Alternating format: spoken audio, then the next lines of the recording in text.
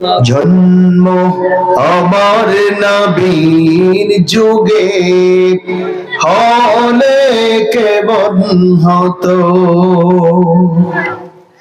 জন্ম আমার নবীর যুগে হলে কেমন হতো। নয়নে রসূল পাক দেখলে কেমন হতো, দুনয়নে রসূল পাক দেখলে কেমন হতো। জন্ম আমার নবীর যুগে হলে কেমন হতো। আসত বেশে হযরতে বেলালের মধুর আযান, যে আজানে ছিল এমন প্রেম মুগ্ধ রহমান। আসত বেশে হযরতে বেলালের মধুর আযান, যে আজানে ছিল এমন প্রেম মুগ্ধ রহমান। দয়াল নবীর পিছে নামাজ পড়লে কেমন হতো, দয়াল নবীর পিছে নামাজ পড়লে কেমন হতো। বাংলাদেশের ঐতিহ্যবাহী জেলা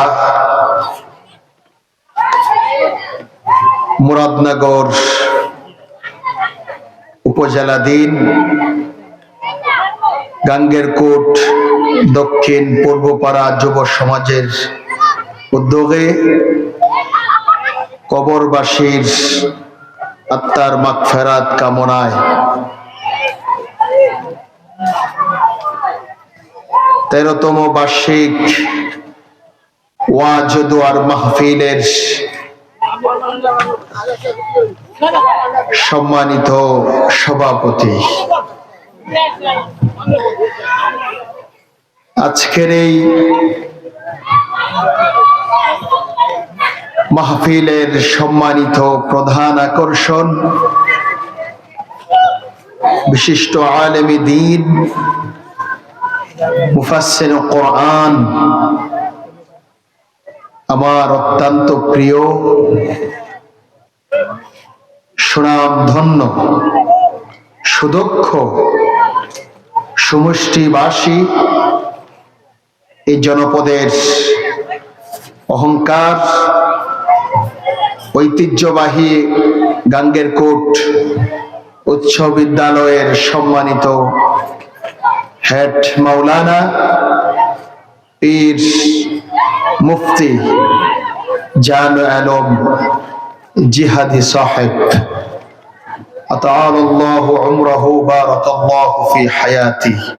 গাঙ্গেরকোটবাসী কেমন আছেন আপনারা? সকলে মনে হয় ভালো নেই। আলহামদুলিল্লাহ, আমাদেরকে ভালো রেখেছেন কে? এই যে মাহফিলে আসলাম, এখানে যে আমরা এখানে এসে বসলাম, এই সামিয়ানাটা এটা হতে পারে দুনিয়ার একটা ছোট্ট কম দামি সস্তা কাপড়, কিন্তু যে জমিনে আমরা বসে আছি এই জমিনটা কার? আল্লাহ। যতক্ষণ পর্যন্ত এই জমিনে আমরা বসে থাকব, আল্লাহ এবং আল্লাহ রসুলের কথা শুনবো, কোরআন এবং হাদিসের আলোচনা শুনবো, ততক্ষণ পর্যন্ত আমরা জান্নাতের টুকরার মধ্যে বসে আছি। সুবহানাল্লাহ। আর ততক্ষণ পর্যন্ত আল্লাহ সুবহানাহু ওয়া তাআলা আসমান থেকে এই জমিনে রহমত বর্ষণ করবেন। আর আল্লাহ পাকের ফেরেশতারা এই মাহফিলের জান্নাতের চতুর্পাশে আল্লাহ তাআলার রহমতের ফেরেশতারা চতুর্পাশে দৌড়াচ্ছেন, ঘুরছেন, আমাদের জন্য আল্লাহ পাকের কাছে মাগফিরাত কামনা করছেন, আল্লাহ পাকের কাছে দোয়া করছেন। এমনও হতে পারে আজকের এই মাহফিল আল্লাহ পাকের দরবারে কবুল হয়ে যেতে পারে, এমনও হতে পারে আজকের এই মাহফিল থেকে আল্লাহ পাক আমাদেরকে বেগুনা মাসুম বানিয়ে বাড়িতে পৌঁছে দিতে পারে। সুবহানাল্লাহ। এই মাহফিলটা যদি কবুল হয়ে যায়, এই মাহফিলটা যদি কবুল হয়ে যায়, আল্লাহ যদি এই মাহফিলের উসিলায় আমাদেরকে ক্ষমা করে দেন, আল্লাহ আমাদের উসিলা খুঁজবেন। আমরা যে নেক আমল করি, এই নেক আমল দিয়ে আল্লাহর জান্নাতে যেতে পারবো? যাওয়ার সুযোগ নেই। দুনিয়ার একটা কাজ যদি আল্লাহ পাকের কাছে পছন্দ হয়ে যায়, দুনিয়ার একটা ভালো কাজ যদি আল্লাহর কাছে গ্রহণযোগ্য হয়ে যায়, আল্লাহ এটার উসিলায় হয়তো আমাদেরকে হাসরের মাঠে তামার, যেদিন জমিনটা তামার জমিনে পরিণত হয়ে যাবে, মাথার আদাত উপরে সূর্যটা চলে আসবে, মগজগুলি মোমের মতো গলে গলে জমিনে পড়তে থাকবে। যেই দিন আল্লাহ হাসরের মাঠে আরশের ছায়া ছাড়া কোনো ছায়া থাকবে না। কোনো ছায়া থাকবে? কোনো ছায়া থাকবে না। সেই দিন যদি আল্লাহ পাক বলে, যা ওই যে গাঙ্গের কুটের জমিনে কনকন শীতে চাদর গায়ে দিয়ে ওই সিরা চটের মধ্যে বসে আমার প্রশংসা, আমার রাসূলের বাণী শুনেছিলে, আমার কোরআন শুনেছিলে, রাসূলের হাদিস শুনে আমল করেছিলে, যাও আজকে মাহফিলের কারণে তোমাদেরকে আমি ক্ষমা করে দিলাম। সুবহানাল্লাহ। আল্লাহ ক্ষমা করে দিলে কি আল্লাহ লস হবে? আল্লাহর কোনো লস হবে? কোনো লস হবে না। এই জন্য আল্লাহ পাকের কাছে আমরা সব সময় দোয়া করব,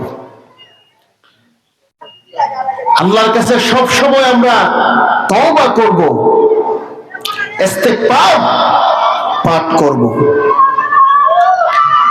আল্লাহর কাছে দোয়া করছি, আল্লাহ যেন এই মাহফিলকে কবুল করেন। সকলে পড়ছি আল্লাহুম্মা আমিন। আল্লাহ যেন এই মাহফিলকে জরিয়া করে এই এলাকার, যেহেতু এটা কবরবাসীর আত্মার মাগফিরাত কামনায় আজকের এই মাহফিল, তাদের জন্য আমরা দোয়া করছি, আল্লাহ যেন সমস্ত মুর্দেগানদেরকে মাফ করে দিন। সকলে পড়ছি আল্লাহুম্মা আমিন। সম্মানিত উপস্থিতি, আমি আপনাদেরকে দীর্ঘ লম্বা সময় কষ্ট দেব না, কারণ অনেক শীত, এখানে অনেক রাত হয়ে যাচ্ছে, 10:30 প্রায় বেজে গিয়েছে। আমরা যদি বেশি রাত করে মাহফিল করি তাহলে আমাদের ফজরের সালাতের ব্যাঘাত হয়ে যায়। কি বলেন, ঠিক কিনা? মাহফিল হচ্ছে নফল কাজ, আর নামাজ হচ্ছে কি ফরজ কাজ। মাহফিল করতে গিয়ে দেখা যাচ্ছে আমাদের ফরজ ছুটে যাচ্ছে। সুবহানাল্লাহ। আমার ভাইরা,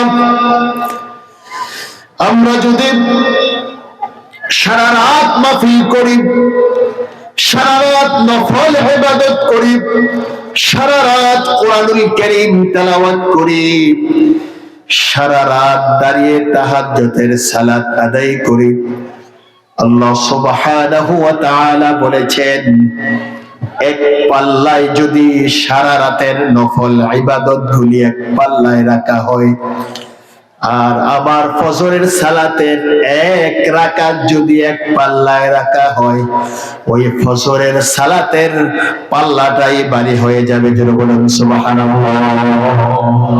জোরে বলেন ঠিক কিনা? জোরে বলেন ঠিক কিনা?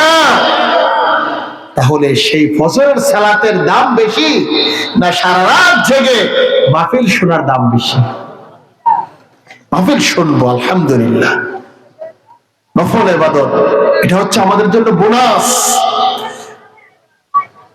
এটা হচ্ছে আমাদের জন্য কি বোনাস। সম্মানিত ভাইরা, গাঙ্গের কোটবাসী, আল্লাহর কাছে আপনাদের জন্য দোয়া করছি।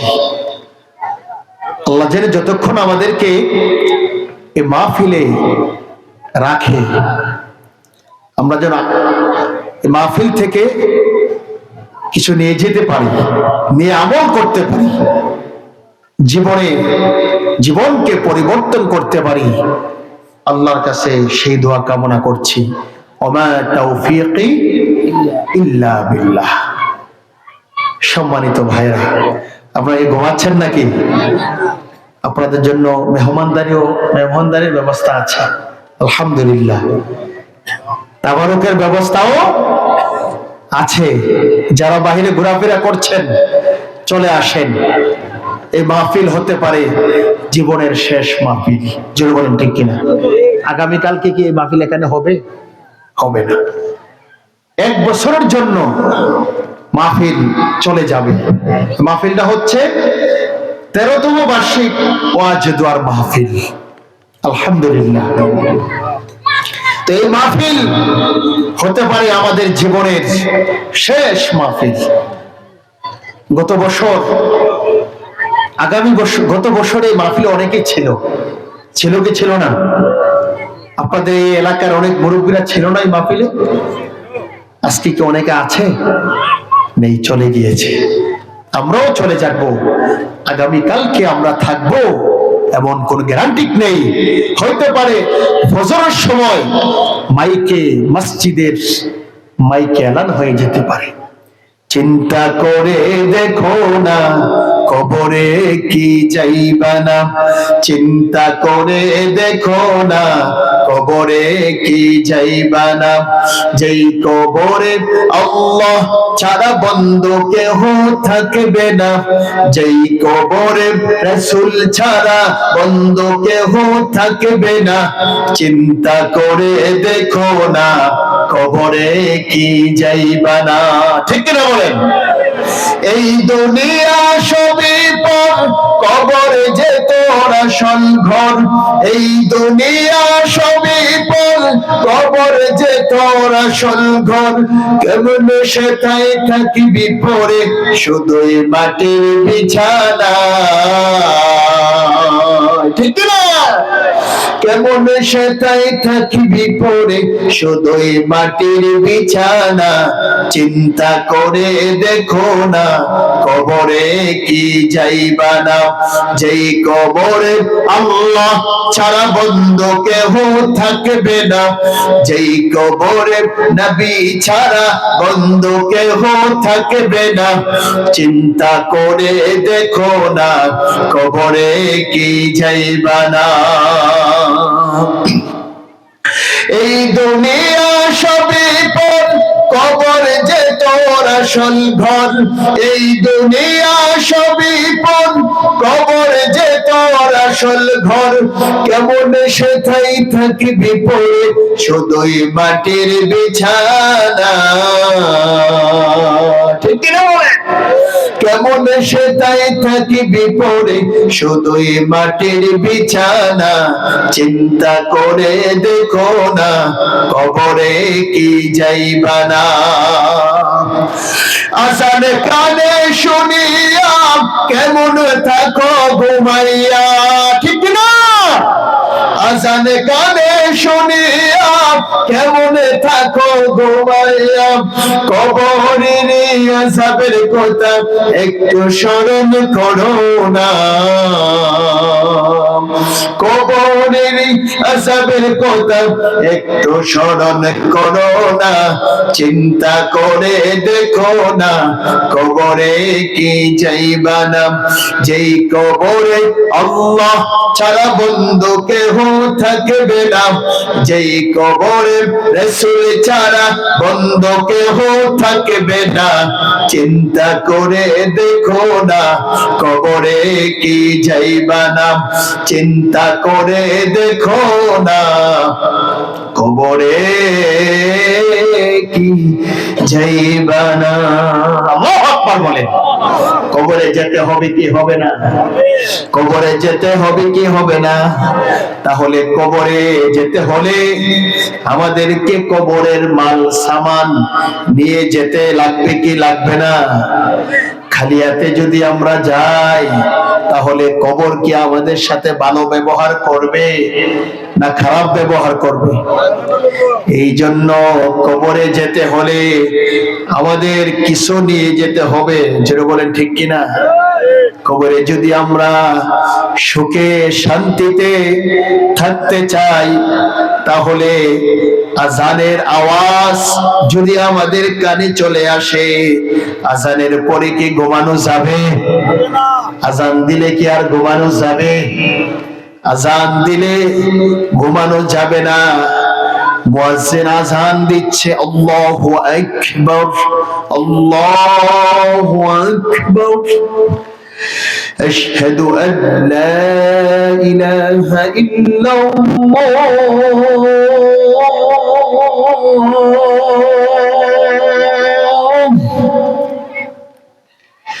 আশহাদু আন লা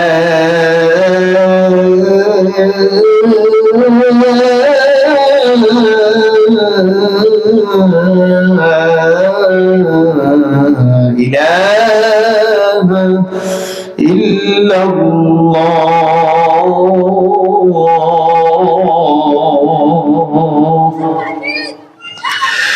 আশহাদু আন্না মুহাম্মাদার রাসূলুল্লাহ,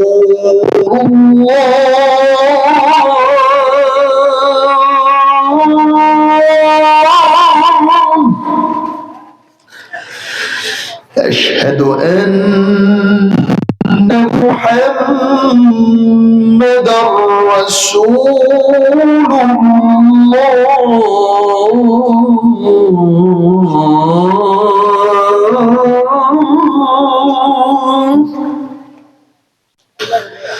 حي على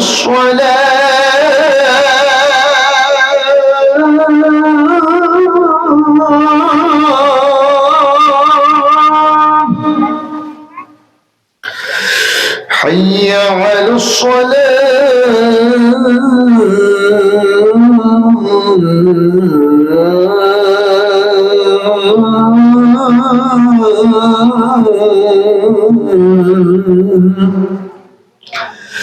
حي على الفلاح،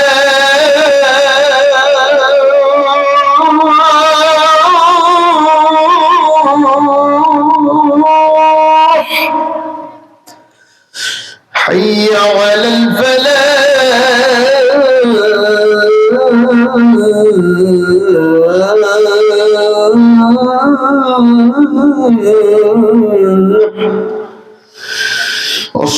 الصلاة خير من النوم،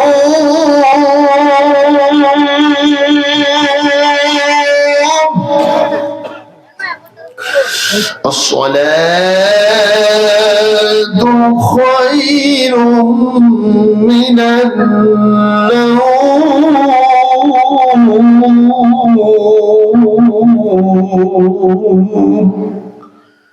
الله أكبر، الله أكبر، لا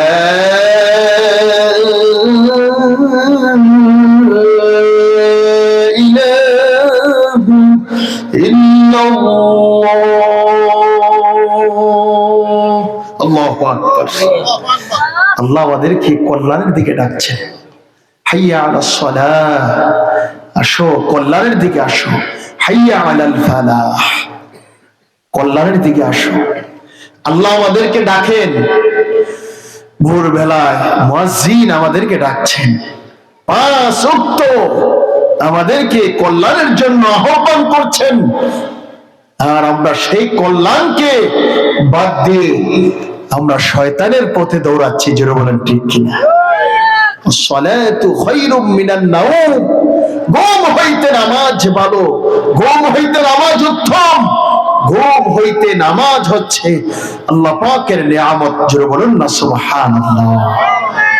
তাহলে আমরা ঘুমাই থাকি, আল্লাহ আমাদেরকে ডাকছেন মুয়াজ্জিন 5 বার আমাদেরকে ডাকছেন, ইমাম সাহেব হুজুর আযান দিচ্ছেন, আমাদেরকে ডাকছেন, আহ্বান করছেন। সুবহানাল্লাহ।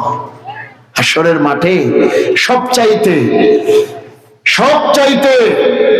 সবার উপরে আল্লাহর নবী সাল্লাল্লাহু আলাইহি সাল্লামকে প্রশ্ন করবেন, ইয়া রাসূলুল্লাহ, সাহাবায়ে কেরামরা যে হাশরের মাঠে এত বিশাল গর্দান, এত বড় উঁচু মাথাকার,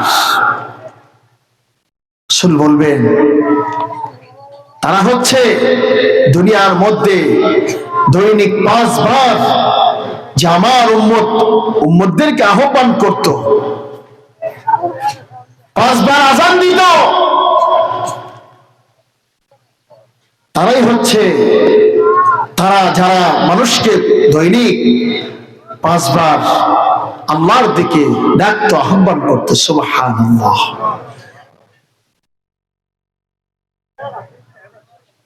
আমরা কি আল্লাহর ডাকে সাড়া দিতে রাজি আছি? আল্লাহর ডাকে সাড়া দিতে রাজি আছি ইনশাআল্লাহ। এই জন্য আযান যখন হবে সাথে সাথে মসজিদে প্রবেশ করব। আযান হবে সাথে সাথে আমরা মসজিদে প্রবেশ করে যাব। আজকে মসজিদগুলি কত সুন্দর, চাকচিকময়। রাসূল করিম সাল্লাল্লাহু আলাইহি সাল্লাম বলেছেন, শেষ জামানায় মসজিদ হবে সুন্দর, টাইলস হবে, এসি হবে, পাথর দিয়ে মসজিদকে সুন্দর করা হবে, কিন্তু মসজিদে কি থাকবে না? মুসল্লি থাকবে না। জোরে বলেন ঠিক কিনা? রাসূল 1450 বছর আগে বলে গিয়েছেন, আমার আপনার নবী, দয়ার নবী, মায়ার নবী 1450 বছর আগে বলে গিয়েছেন। মনে হচ্ছে যে রাসূলের হাদিসটা আজকে নাজিল হচ্ছে। সুবহানাল্লাহ। নবী করিম সাল্লাল্লাহু আলাইহি ওয়াসাল্লাম বলেছেন, শেষ জামানায় মসজিদগুলি সুন্দর হবে, চাকচিকময় হবে, টাইলস হবে, এসি হবে, কিন্তু মুসল্লি থাকবে না। আল্লাহু আকবার। মসজিদ 2 তলা হবে, 3 তলা হবে, 4 তলা হবে, 5 তলা হবে, কিন্তু মুসল্লি পাওয়া যাবে না। আল্লাহু আকবার। নবী করিম সাল্লাল্লাহু আলাইহি ওয়াসাল্লাম নামাজ পড়েছেন, কপালের মধ্যে কাদা রেখেছেন। ওই সময় মসজিদগুলো ছিল কাঁচা, কিন্তু মুসলমান ছিল পাকা। জোরে বলুন সুবহানাল্লাহ। মসজিদগুলো ছিল কাঁচা, কাদা মাটি, সেজদা করলে কপালের মধ্যে মাটি লাগতো, কাদা লাগতো, কিন্তু মানুষগুলো ছিল পাকা। আল্লাহু আকবার। আর এখন মসজিদ হচ্ছে পাকা, সুন্দর, চাকচিকময়, ঝিলিক মিলিক করে, এসি থাকে, লাইট আছে, পাথরের টাইলস, কিন্তু মুসল্লি কি? কাঁচা। মুসল্লি কি? কাঁচা। আর ওই সময় মসজিদ ছিল কাঁচা, মুসল্লি ছিল পাকা, কারণ ঈমান ছিল মজবুত। সুবহানাল্লাহ। ঈমান ছিল শক্ত। রাসূলের জন্য জীবনকে বিলিয়ে দিয়েছেন, আল্লাহর জন্য জীবনকে কুরবান করে দিয়েছেন, ইসলামকে জমিনে প্রতিষ্ঠিত করার জন্য, আল্লাহর কোরআনের রাজ কায়েম করার জন্য, কোরআনী সমাজ ব্যবস্থা করার জন্য, রাষ্ট্রকে কোরআন দিয়ে সাজানোর জন্য সাহাবায়ে কেরামরা শরীরের তাজা রক্ত বিলিয়ে দিয়েছেন। সুবহানাল্লাহ। ওই সময় মসজিদ ছিল কাঁচা, মুসল্লি ছিল কি? পাকা, ঈমান মজবুত ছিল। সুবহানাল্লাহ, সুবহানাল্লাহ, সুবহানাল্লাহ। আমার ভাইয়েরা, হযরতে দেখেন রাসূলের প্রেম কত ছিল। হযরতে আবু হুরায়রা রাদিয়াল্লাহু তাআলা আনহু একদিন নবী করিম সাল্লাল্লাহু আলাইহি ওয়াসাল্লামের দরবারে আসলেন। নবীজির দরবারে এসে অনেক লেট হয়ে গেল। লেট হয়ে বাড়িতে যখন গেলেন, হযরতে আবু হুরায়রা রাদিয়াল্লাহু তাআলা আনহুর আম্মাজি তাকে মারলেন। বললেন যে কেন তোমার লেট হলো, তোমার কেন দেরি হলো, তুমি কোথায় গিয়েছিলে? হযরতে আবু হুরায়রা রাদিয়াল্লাহু তাআলা আনহু বললেন, আমার নবীজির শানে ছিলাম, নবী পাকের দরবারে বসেছিলাম। হযরতে আবু হুরায়রা রাদিয়াল্লাহু তাআলা আনহু যখন এই কথা বললেন, আবু হুরায়রা আম্মাজির গায়ে আগুন ধরে গেল। নাউযুবিল্লাহ। হয়তো তুমি আমার বাড়ি ঘর ছাড়বে, আর না হয়তো মুহাম্মদুর রাসূলুল্লাহ সাল্লাল্লাহু আলাইহি সাল্লামের দরবার ত্যাগ করবে। আল্লাহু আকবার। হযরতে আবু হুরায়রা রাদিয়াল্লাহু তাআলা আনহু দৌড়ে চলে আসলেন নবীজির দরবারে।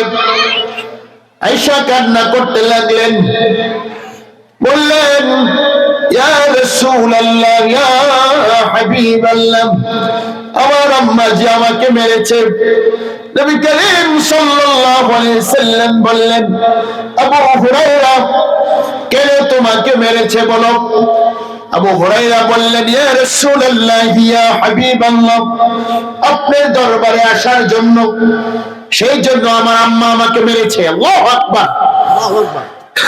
হযরতে আবু হুরায়রা নবীজির কাছে বলার পরে নবীজি বললেন, আবু হুরায়রা, তুমি কি তোমার মার নামে আমার কাছে নালিশ করার জন্য এসেছো নাকি? আল্লাহু আকবার। আবু হুরায়রা বললেন, ইয়া রাসূলুল্লাহ, ইয়া হাবিবাল্লাহ, ওগো নবীজি, আমার মার ব্যাপারে আপনার কাছে কোনো নালিশ দিতে আসি নাই, আপনাকে জানানোর জন্য এসেছি।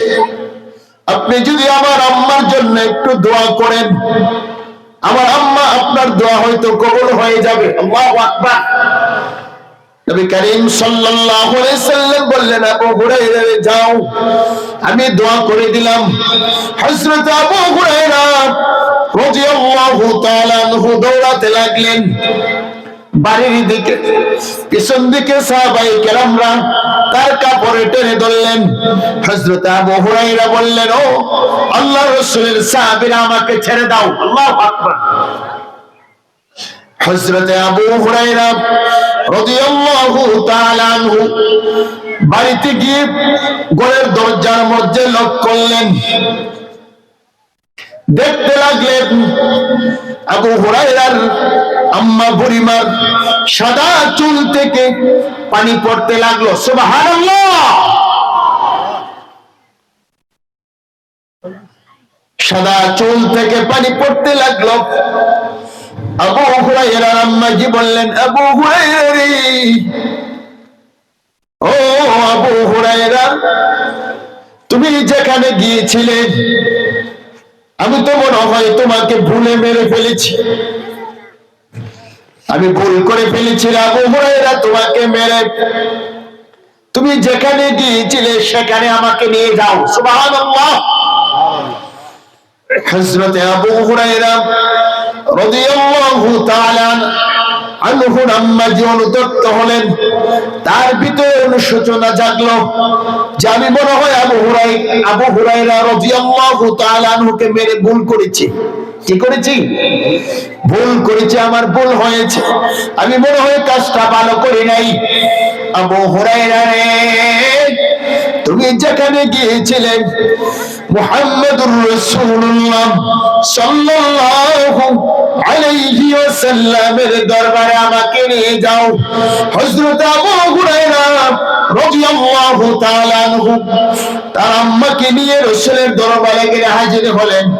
হাজির হওয়ার পরে বললেন, ইয়া রাসূলুল্লাহ, ইয়া হাবিবাল্লাহ, আমাকে কালিমা পড়ে মুসলমান বানিয়ে দেন, আমি আর কাফের থাকতে চাই না। নবী করিম সাল্লাল্লাহু আলাইহি সাল্লাম সাথে সাথে হযরতে আবু হুরায়রা রাদিয়াল্লাহু তাআলা আনহুর আম্মাজিকে কালিমা পড়ে মুসলমান বানিয়ে দিলেন। লা ইলাহা ইল্লাল্লাহু মুহাম্মাদুর রাসূলুল্লাহ সাল্লাল্লাহু আলাইহি ওয়াসাল্লাম। একটু জিকির করেন, লা ইলাহা লা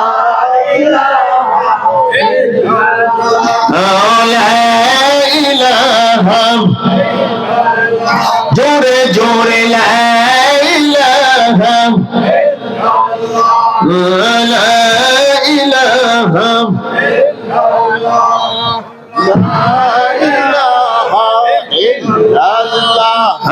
লা ইলাহা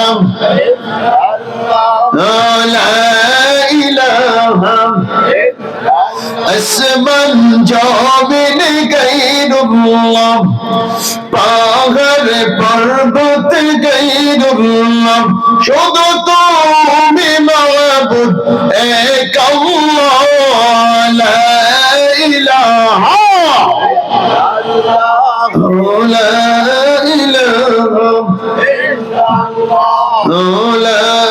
ইলাহা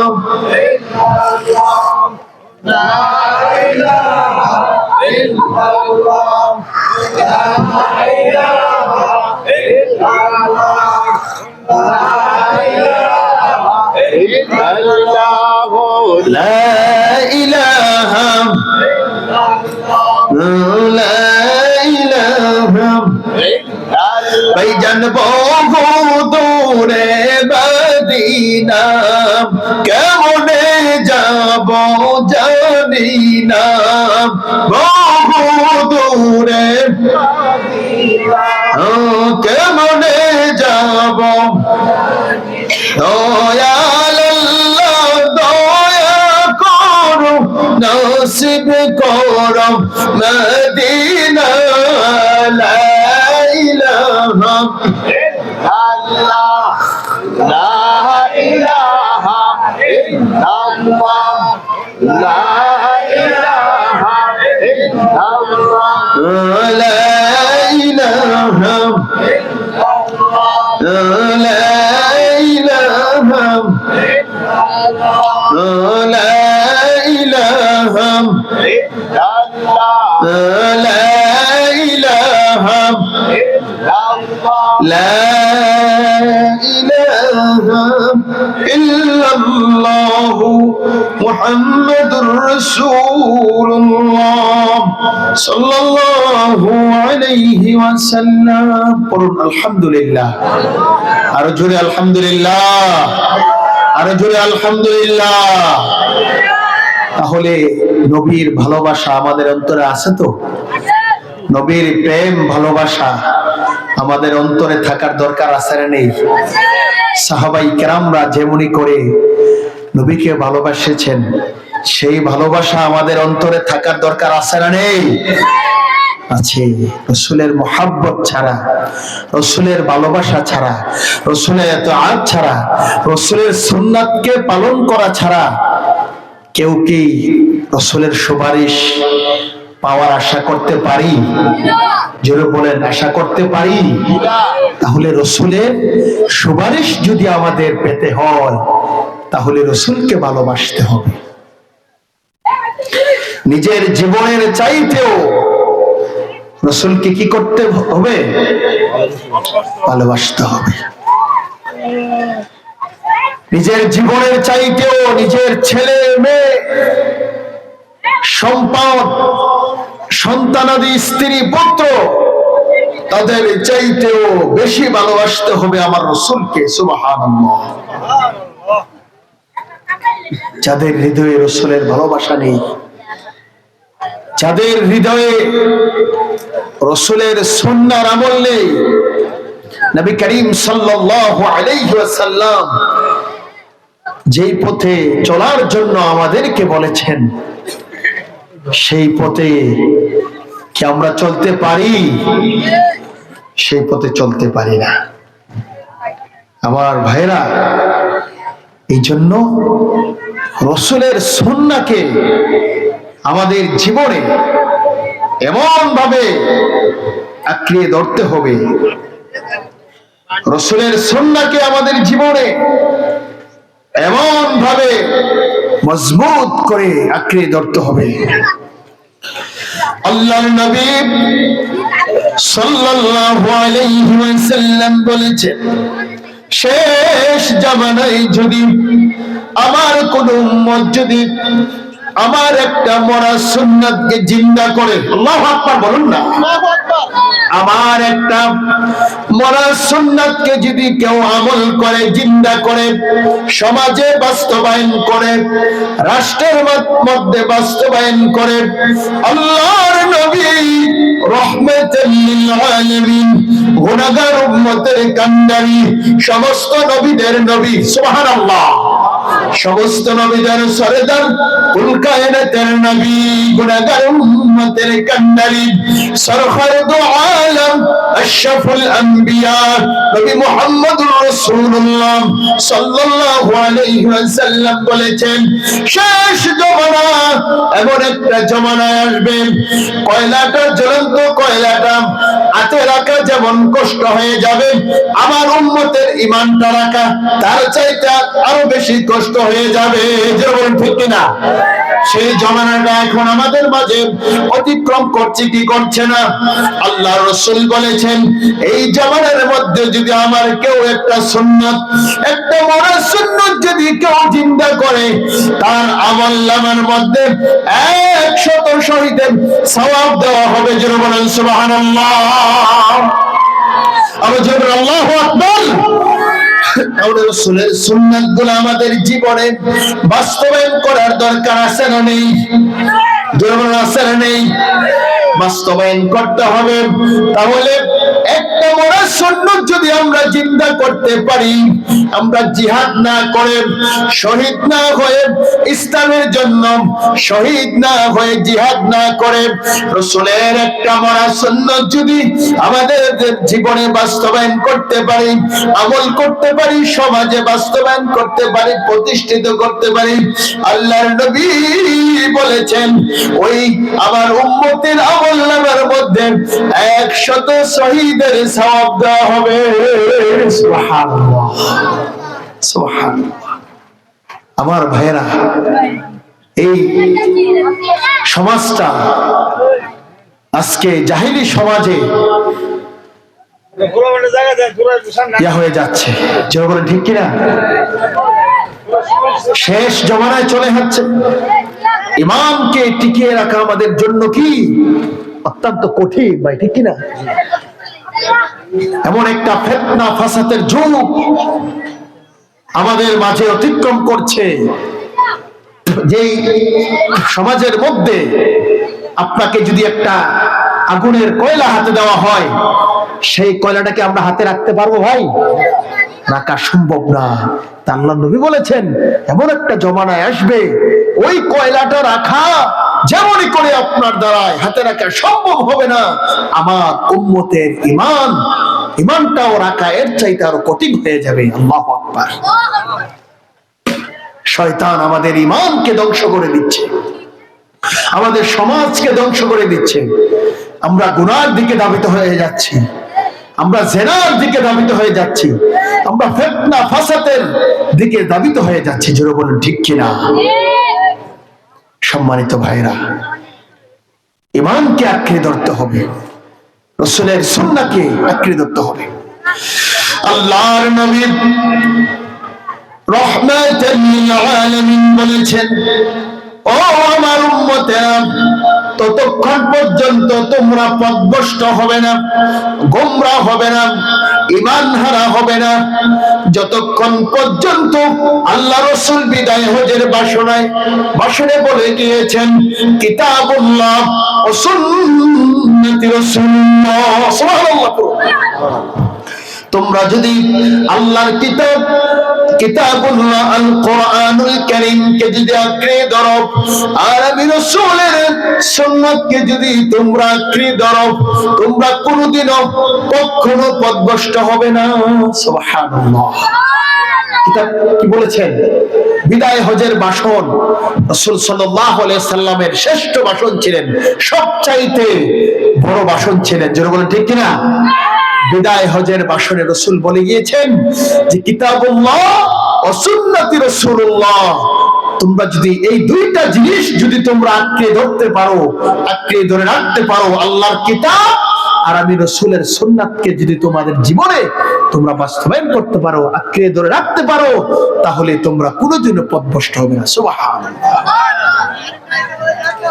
একজন মা দেখবেন ওই নৌকার মধ্যে যদি উঠে, নৌকাটা যদি ডুবে যায়, সাথে যদি বাচ্চা থাকে, নিজের জীবনকে বাজি রেখেও হলেও সন্তানকে বাঁচানোর চেষ্টা করে। আল্লাহু আকবার। চেষ্টা করে কি করে না? চেষ্টা করে। নিজের সন্তানকে বাঁচানোর জন্য চেষ্টা করে। একটা মুরগ অনেকগুলা বাচ্চা দেয়, কোন বান তুফান আসলে চিলি যদি থাপা দেয়, অথবা ইঁদুর অথবা অন্য কোন জিনিস যদি জীব জানোয়ার যদি থাপা দেয়, বাচ্চাটাকে বাঁচানোর জন্য মা দৌড়ে যায়। সুবহানাল্লাহ। কেমন মা? বাচ্চাকে বাঁচানোর জন্য মা দৌড়ায় যায়, সন্তানকে বাঁচানোর জন্য। আমার ভাইরা, এই জন্য আমাদেরকে কোরআনকে আঁকড়ে ধরতে হবে, আল্লাহ তাআলার রাসূলকে, রাসূলের সুন্নাহকে আমাদের জীবনে বাস্তবায়ন করতে হবে, তাহলে আমরা কোনোদিনও পথভ্রষ্ট হব না। সুবহানাল্লাহ। পথভ্রষ্ট হওয়ার কোনো সুযোগ কি নাই? আমাদের নেই। এই জন্য আসুন আমরা আল্লাহর কোরআনকে আঁকড়ে ধরি, রাসূলের সুন্নাহকে আঁকড়ে ধরি, নিজের জীবনে বাস্তবায়ন করার চেষ্টা করি, নিজের সুন্নাতকে মেনে চলার চেষ্টা করি। নিজের পরিবার, নিজের সমাজ, ছেলে মেয়েকে কোরআন শিক্ষা করার দরকার আছে না নেই? স্ত্রীদেরকে, মেয়েদেরকে পর্দা শিক্ষা দেওয়ার দরকার আছে, দ্বীনি শিক্ষা দেওয়ার দরকার আছে। এই জন্য আল্লাহ তাআলা আমাদেরকে কোরআন দিয়েছেন। আর রহমান আল্লামাল কোরআন। আল্লাহ আমাদেরকে কোরআন দিয়েছেন। তারপর আল্লাহ বলেছেন ইকরা বিসমি রাব্বিকাল্লাযী খালাক খালাকাল ইনসানা মিন আলাক। ইকরা পড়ো। সুবহানাল্লাহ। আল্লাহ রাসূল সাল্লাল্লাহু আলাইহি ওয়াসাল্লামের কাছে সর্বপ্রথম যেই পাঁচটি আয়াত নাযিল হয়েছে, আল্লাহ বলেছেন ইকরা পড়ো। বিসমি রাব্বিকাল্লাযী খালাক, প্রভুর নামে। খালাকাল ইনসানা মিন আলাক, যিনি তোমাদেরকে সৃষ্টি করেছেন। সুবহানাল্লাহ। আজকে আমরা আল্লাহর কোরআন পড়ছি না, আমাদের জীবনে কোরআনকে আমরা লালন করছি না, ধারণ করছি না। আজকে আমরা হেক দিকে দৌড়াচ্ছি। রাসূল বলে গিয়েছেন বিদায় হজের ভাষণে যে তোমাদের জন্য দুইটা জিনিস রেখে গেলাম, যে আল্লাহর কিতাব আর আমি রাসূলের সুন্নাহ, হাদিস, আল হাদিস রেখে গেলাম তোমাদের জন্য। এই দুইটা জিনিস যদি তোমরা ধরে রাখতে পারো, তাহলে তোমাদেরকে শয়তান কোনোদিন কখনো পথভ্রষ্ট গুমরা করতে পারবে না। ঠিক কিনা বলেন? আজকে এই দুইটা জিনিস আমরা বাদ দিয়ে আমরা শয়তানের পথে চলছি। যারা বলেন ঠিক কিনা? শয়তানের পথকে অনুসরণ করে চলছি, শয়তানের পথটাকে প্রাধান্য দিচ্ছি, আল্লাহর কোরআন পড়ছি না, রাসূলের সুন্নাহকে পড়ছি না, নিজে পড়ি না, পরিবারের সদস্যদেরকেও পড়াই না, ছেলে মেয়েদেরকেও দিন শিক্ষা দিচ্ছি না, ছেলে মেয়েদেরকেও দিন শিক্ষা দিচ্ছি না, কোরআন শিক্ষা দিচ্ছি না। এই পৃথিবীতে একমাত্র গ্রন্থ, যে গ্রন্থ পড়লেও সওয়াব, দেখলেও সওয়াব, চুমু খেলেও সওয়াব, সুবহানাল্লাহ। যে গ্রন্থর সাথে একটা কাপড় লাগানো থাকে, একটা রেল লাগানো থাকে, সেটা চুমু খেলে, সেটা যদি পায়ে লেগে আমরা চুমু খাই, সেটা বুকে নিল, বুকে ধারণ করলো, সেটাও সওয়াব, সুবহানাল্লাহ। সেই কোরআন দিয়ে যদি আমাদেরকে জীবন, আমাদের জীবনকে আমরা পরিচালিত করি, তাহলে আমাদের জীবন, আমাদের পরিবার, আমাদের সমাজ, আমাদের রাষ্ট্র, অর্থনৈতিক, আন্তর্জাতিক সবকিছু শান্তিময়, সুখময় হয়ে যাবে, সুবহানাল্লাহ।